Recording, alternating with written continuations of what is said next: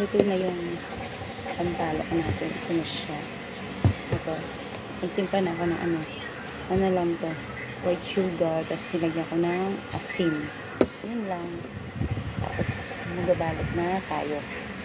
Ay, hindi pa pala ito maalis. Yan.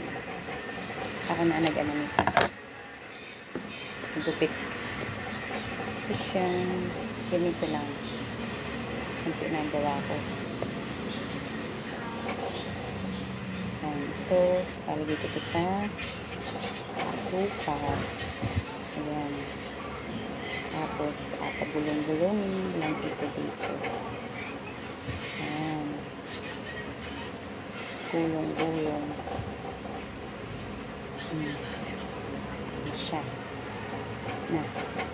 Tapos, talagay ko na dito sa plastic. Tapos, ganyan.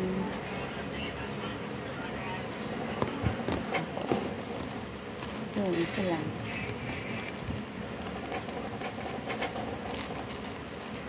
Ito nagawa ko. Yan.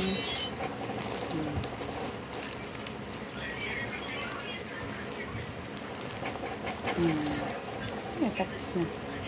Yun lang.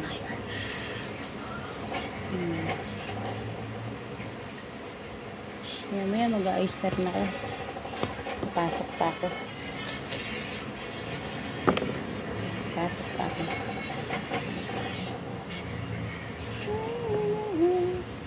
Ayan, lagay sa asukar na puti. Ayan. Gulong para maging bilikoy. Lagay din sa ating balitan. Tapos, ganito ko na ulit. Ayan. Tapos, hindi ko natapos ngayon. Mamaya ulit pagdating ko.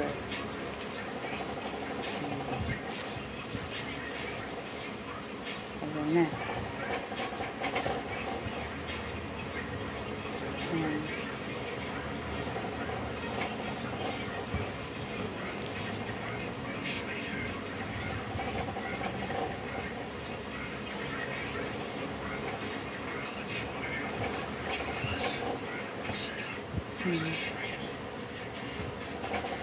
Ayan, gulong.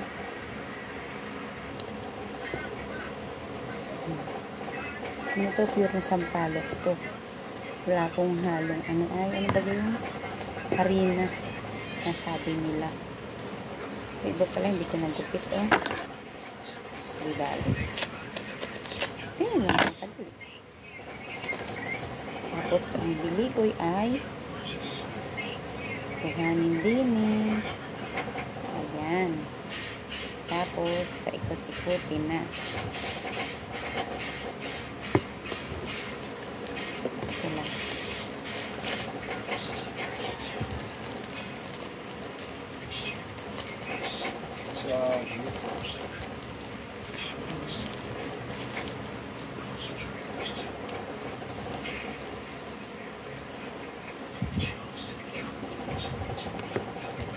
Ay, ano ba din? Dati pala hindi ko nahihiwa. Sayang oras. Ang oras na. 15 minutes pa ako. Nag-abis naman ako.